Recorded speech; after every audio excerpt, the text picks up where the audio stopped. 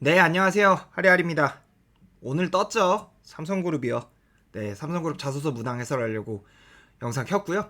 어, 일단은 업계나 계열사 등 이제 세부적인 부분들까지 다루기에는 20개 계열사가 한꺼번에 뽑기 때문에 양이 너무 방대해서 일단 제가 삼성그룹의 공통적인 문항 3개를 중심으로 여러분들이 꼭 갖춰야 될 마인드셋이나 전략적인 부분에 대해서 간략하게 코멘트하는 식으로 일단은 컨텐츠를 끌고 갈 생각입니다. 뭐 댓글로 궁금한 거나 뭐 여러 가지 있으시면 문의 주시면 제가 그에 대한 또 답변 대댓을 달거나 아니면 또 블로그 컨텐츠를 만들면서 여러분들이 조금 더 궁금해할 만한 것들을 더 만들어 드리도록 하겠습니다. 일단 삼성의 서류평가는 뭐 이번 공채에도 그대로 나와있지만 별칭은 직무적합성 평가예요. 이 직무에서 월급을 받고 일하기에 여러분들 스스로가 적합한 사람인지, 여러분들이 월급 이상의 값어치를 하는지, 이거 결국은 화두겠죠? 결국 문제는 핏입니다. 핏. 여러분들의 정량 스펙이 부족해서 떨어지는 게임이 아니에요. 정량 스펙이 날고 기는 사람이라고 하더라도, 뭐 자격증이 100개 있는 사람이라 하더라도 직무에 필요 없는 자격증만 엄청 많으면 아무 필요 없겠죠? 그죠? 그래서 저는 여러분들 스스로의 역량 70%, 가치관 30%를 종합해서 평가가 이루어진다고 생각을 해요. 가치관이라고 하면 이제 좀 이따가 말씀드리겠지만 약간 전 태도의 영역이라고 생각하고, 역량은 지식이나 기술의 영역이라고 생각을 합니다. 결국은 직무기술서가 전 중요하다고 생각해요. 무슨 말이냐면 올 상반기도 그렇고 하반기도 그렇고 삼성전자 DS 역말의 기준으로 설명을 드리면 메모리 사업부 영업 마케팅에는 타이틀에 데이터 사이언스 역량이 나와 있어요. 파이썬 등 이러면서 시스템 반도체 사업부 SLSI 사업부 영업 마케팅에는 원가 관리, 회계 역량이 나와 있고요. 파운드리 사업부 영업 마케팅에는 CRM 혹은 SCM 역량, 공정 프로모션 등이 눈에 띄더라고요. 그러니까 즉 여러분이 생각하실 때는 반도체 사업부 역마가 다 똑같은 소리를 하고 있는 것 같더라도 요구하는 포인트가 미세하게 달라요. 그리고 그 다름을 그냥 여러분 제발 수동적으로 숙지하지 마시고 그냥 암기하는 게임이 아니에요. 이 다름이, 이 차이가 왜 발생했는지 각 사업부를 둘러싸고 있는 시장 상황, 경쟁사 등 여러 가지 것들을 감안해서 고민하시면서 이게 왜 필요한지 여러분들만의 시나리오를 짜야 돼요. 그리고 그런 상황과 환경에서 이 삼성전자 해당 지원하시는 사업부가 지속적인 성장을 하는데 내가 어떤 도움이 될지를 고민하는 것이 여러분들이 해야 할 미션이라고 생각을 합니다. 아셨죠? 1번부터 봅시다. 삼성 땡땡땡을 지원한 이유와 입사 후 회사에서 이루고 싶은 꿈을 기술하십시오. 700자 이내죠. 이 지원 동기 대전제는 삼성 서류평가는 직무 적합성 평가입니다. 꼭 그걸 잊지 않으셔야 돼요. 그렇기 때문에 저는 내가 가진 이 역량을 발휘하기에 가장 매력적인 여건을 갖춘 회사가 삼성 땡땡땡을 지원. 저는 이런 이런 포인트로 시작을 할 겁니다. 그리고 이 역량과 연관성이 높은 삼성 계열사의 최근 행보, 스탠스, 경쟁 우위 전략 등을 언급하고 이 역량을 어떻게 길렀는지 간단히 언급할 거예요. 그리고 여기다 써야 할 역량 결국 뭐냐면 본인이 또 갖고 있는 여러 가지 강점이 있을 거 아닙니까? 그죠? 그 강점들 중에 회사 직무 담당자로서 인사 담당자들이나 이 직무 현업 선배들이 자소를 봤을 때 가장 매력을 느낄 만한 요소가 전진 배치돼야 돼요. 여기까지가 450자예요. 제가 왜 이렇게 말씀드리냐면 또 이제 700자고 꿈이라는 게 엄연히 딱 명시적으로 나와 있음에도 불구하고 여러분들이 이 지원 동기만 600자 쓰고 100자 결론부 두 줄로만 꿈을 허겁지겁 쓰시는 분들이 꽤 많아요. 제 영상이 뭐 얼마나 많은 조회수를 얻을지는 모르겠고 전파가 될지 모르겠지만 이 자소서를 쓰실 때 여러분들은 항상 글자수에 맞춰서 디자인을 하는 연습을 하셔야 돼요. 분량, 얼로케이션이라고 할 수 있겠죠. 제가 그 렌유인 첨삭도 하거든요. 자주 본 진부한 지원 동기 항상 나오는 게 그거예요. 세계 최고. 그러니까 진짜 이딴 소리는 안 해도 돼요. 그리고 삼성전자 메모리 사업부 빼고 사실 세계 최고라는 말 붙이기도 애매해요. 그러니까 현직자도 알만한 내용의 기사를 갖고 와서 나 이만큼 이 회사에 대해서 잘 알아요 라고 자랑하는 게 자소서가 아닙니다. 어설프더라도 지원자의 생각을 듣고 싶은 게 지원 동기고 자소서라는 점을 꼭 잊지 않으셔야 돼요. 아셨죠? 다음, 입사 후 이루고 싶은 꿈, 입사 후 포부입니다.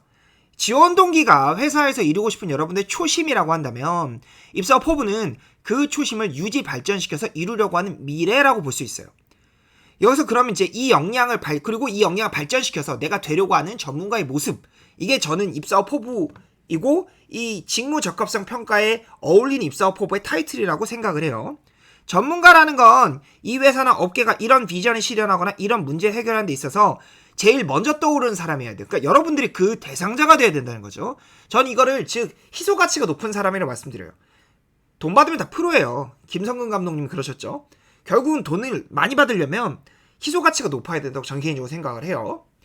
그 다음 전문가에 대한 정의는 사람마다 달리 내릴 수 있습니다.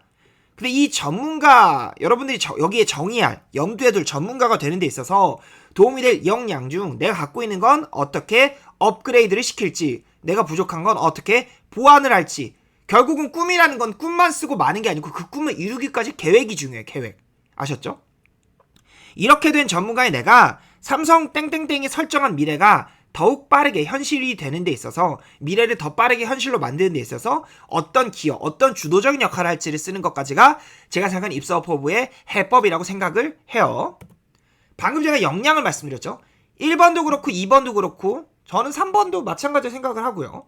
역량에 대한 고민은 당연하게 해주셔야 되는데, 역량은 뭐냐면 모발력이나 능력을 붙였을 때 말이 되는지, 그 다음에 공기업 직무기술서나 ncs.go.kr 들어가 보면 하고자 하는 업무별로, 여러분들이 하려는 업무별로 필요한 역량이 나와 있어요. 삼성전자 같은 경우는 따로 첨부 파일까지 만들어서 직무를 소개하고 있죠. 일부 탑티어들도 다 그렇게 해요. 다른 계열사들도 보면 현직자 인터뷰를 비롯해서 공식 홈페이지 내에 역량에 대한 소개를 해놓은 상태예요. 그 중요한 건 일단 제발 여러분 공식 채널에 나와 있는 것부터 보세요. 현직자를 찾아다니는 게 나쁜 건 아닌데 그분에게 듣는 정보가 지역적인 공산이 커요. 그 현직자의 배경과 내 배경이 일치하는지도 모르고, 그 현직자의 커리어 패스와 이어지는 부서가 티오가 났는지도 모르고, 그 무조건, 그리고 더 중요한 거는 현직자를 여러분이 신처럼 맹신하는 게 문제예요. 그러니까 중요한 건 제가 아까도 말씀드렸지만 여러분들 생각을 듣고 싶은 게 자기소개서지, 현직자를 뭐 팔로우업하고 현직자를 뭐 팬심으로 따라다니면서 막 추종하고 그 추종한 그 약간 그 뭐랄까 신념을 담는 게 자소가 아니에요. 아셨죠? 역량은 지식, 기술, 태도로 나눠져 있는데, 태도는 적극성, 책임감, 열정, 배려 등으로서 사실 모든 직장인이라면 다 갖춰야 돼 물과 공기 같은 존재라고 저는 생각을 해요. 직무 적합성이라는 걸 강조하는 현 채용 트렌드를 봤을 때 태도는 사실 역량의 범주에 넣기는 좀 애매하기는 해요. 근데 이제 제가 마지막에 작년 하반기 기점으로 조금 달라진 평가 기준을 조금 여러분들에게 공유해 드리려고 해요. 이 역량을 어떻게 키워왔는지에 대한 고민, 이건 노력 학습 과정인데요. 학습 과정, 즉 수업에 대한 리뷰는 좀 바로 다음 페이지에 설명을 드릴 거고요. 이 역량을 실전에 실무에 적용해보며 성과를 확인해본 사례까지, 이렇게 한 패키지로 역량에 대한 고민을 해줘야 되는 겁니다. 역량이라고 하면 또 같은 역량 갖고 있는 지원자는 여러분은 한 트럭이에요. 그러니까 그 지원자 대비, 다른 지원자 대비 여러분들이 가진 1번에 쓸 특정 역량이 어떤 차별점을 갖고 있는지, 예를 들면 분석력, 많이들 말씀하시죠. 거시적 분석력, 미시적 분석력, 데이터 분석력 등 다양한 수식어를 붙일 수 있고, 그게 또 이제 지원할 직무에 따라서 또 바뀔 수 있죠. 분석력의 방향성이, 그죠? 남들이 보지 못하는 부분까지 섬세하게 살피고 그렇게 확보한 데이터를 모조리 분석에 활용해서 깊이 있는 결과를 얻어낸다. 뭐 이런 것도 분석력이 될 수 있고, 혹은 색다른 인사이트를 얻는다. 이런 것도 분석력의 범주라고 볼 수 있겠죠. 그러니까 꼭 어떤 분석력, 뭐 꼼꼼함 이렇게 3-4글자로 정의하는 게 중요한 게 아니에요. 그러니까 사람들마다 갖고 있는 스토리를 최대한 고유한 스토리를 반영해서 여러분들 각각의 역량에 대한 구체적인 정의를 내리는 게 결국 포인트라고 생각을 합니다. 아셨죠? 그 다음에 그 단순 경험을 언급하면서 이걸 역량과 연결고리로 풀어도 상관없어요. 그러려면 당연히 그 경험이 직무와 직접적인 연관성이 있어야겠죠? 그죠? 저는 개인적으로 항상 말씀드리는 거지만 수업 리뷰가 제일 중요해요. 물론 사실 학점 3.0인 제가 할 말은 아닌데, 이 수업을 왜 듣게 됐는지, 강의 객서를 보면서 뭘 기대했는지, 어려운 단어는 어떻게 극복했는지, 성적은 어떻게 해서 잘 받았는지, 수업 성적을 잘 받게 되면 보통은 그 수업에서 배운 지식에 흥미가 생기기 마련이잖아요. 그죠? 이에 대한 깊이를 더하고자 이어서 들은 전공 심화 수업이 있는지, 이런 식으로 여러분들이 스스로의 역량을 찾아보기 위해서 수업을 분석해보는 게 되게 중요해요. 물론 이거는 지금 일주일밖에 안 남은 이 시점에 갑자기 기본부터 들어가기 쉽지 않을 수 있는데, 사실 뭐 그런 거 있잖아요. 수능 일주일 전에 오히려 기본 개념 강의 들어라, 뭐 이런 말들도 있지 않습니까? 그쵸?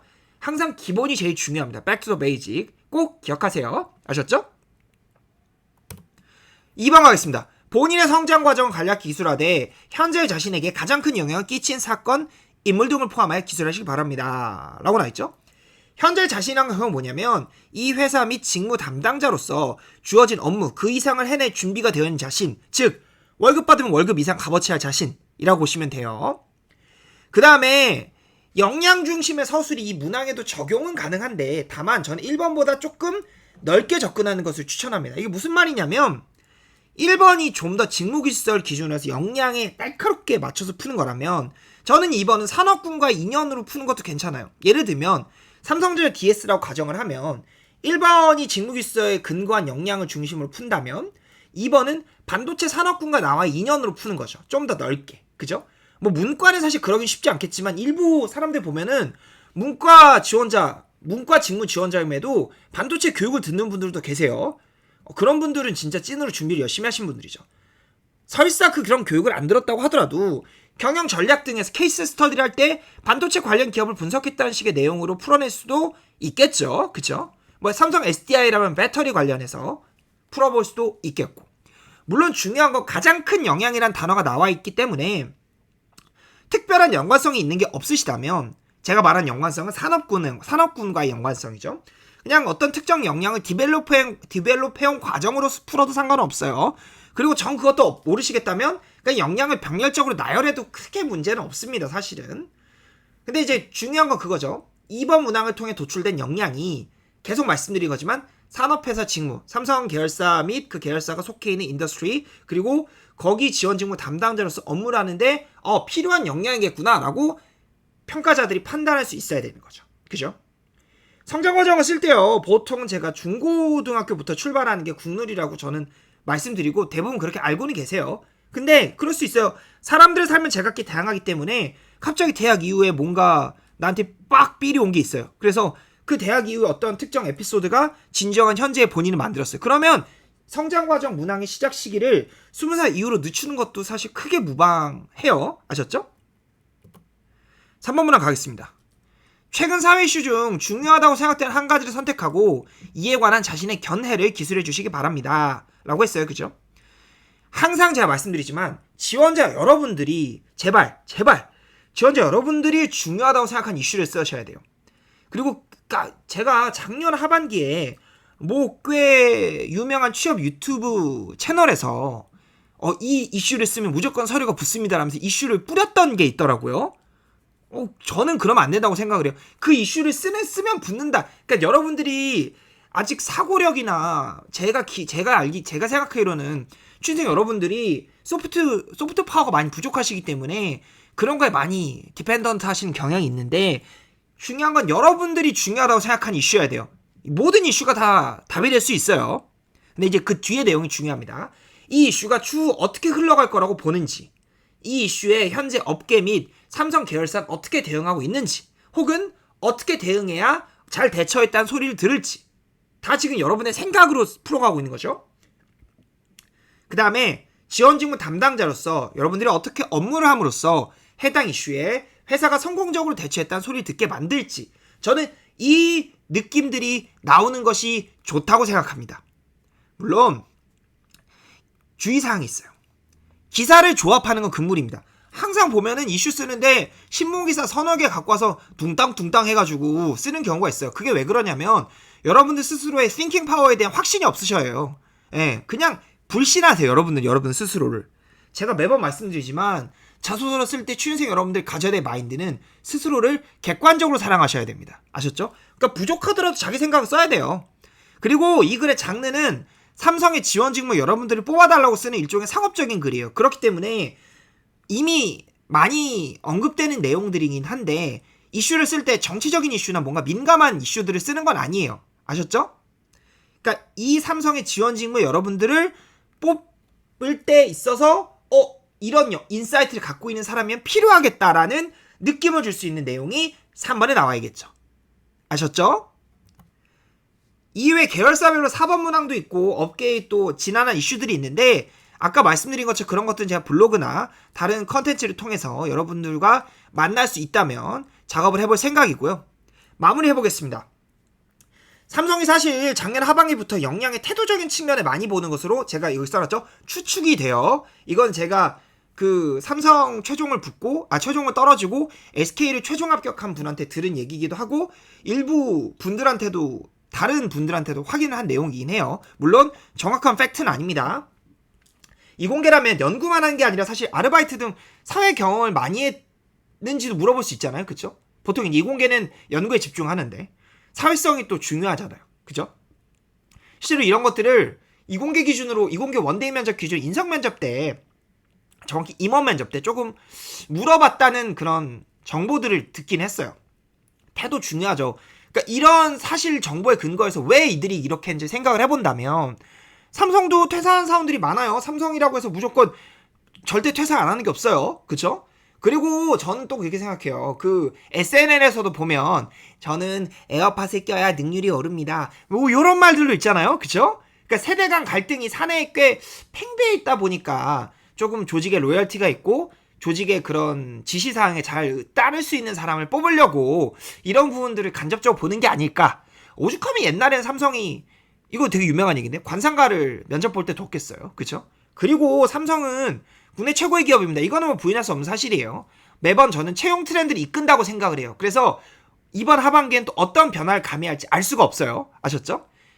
이런 변화가 심한 요동치는 채용 시장에서 중요한 건 결국 여러분들 스스로의 본질입니다. 이는 다른 기업을 쓸 때도 마찬가지예요. 그러니까 여러분들이 누군지 역량, 가치관, 수학 분석 등을 통해서 내가 누군지에 대해서 꼼꼼히 분석하세요. 그리고 저는 그 시작점이 수업이라고 생각해요. 삼성만 유별나게 이력서에다가 수업 성적을 기재하도록 하는 이유가 저는 여기에 있다고 생각을 해요. 일부 분들은 뭐 이걸 이렇게 귀찮게 물어봐라고 생각할 수 있는데 사실 취준생이라고 하는 존재는 대학 전공 수업을 몇 학점 이상 이수에 얻을 수 있는 타이틀이잖아요. 그죠? 그래서 저는 이 수업이란 게 정말 중요하다고 생각을 해요. 근데 아까도 말씀드렸지만 제가 학점이 저도 3점 초반인 사람으로서 이런 말을 드리는 게 참 겸연쩍긴 한데 뭐 어쩌겠습니까? 시국이 시국이고 저는 이제 여러분들에게 이런 취업 관련해서 컨텐츠를 제공하는 크리에이터로서 당연히 정석적인 얘기를 하는 것이 맞다고 생각을 하기 때문에 부끄럽게도 제 학점이 낮지만 수업이 중요하다고 그렇게 외치는 겁니다. 예. 이렇게 해서 여러분들에게 삼성그룹 자소서에 대한 해설 방안, 해설 컨텐츠를 간단히 완료를 해봤고요. 여러분들이 삼성의 서류 합격을 넘어서 최종 합격까지 하는데 저희 컨텐츠가 조금이나마 등대가 되었으면 하는 바람입니다. 이 영상 여기까지고요. 여러분들 꼭 삼성 전자를 비롯해서 20개 계열사에 쓰신 여러분들 다 건투를 빌고 이 컨텐츠를 보시는 분들이 모두 다 합격을 할 수 있기를 바랍니다. 안녕히 계세요.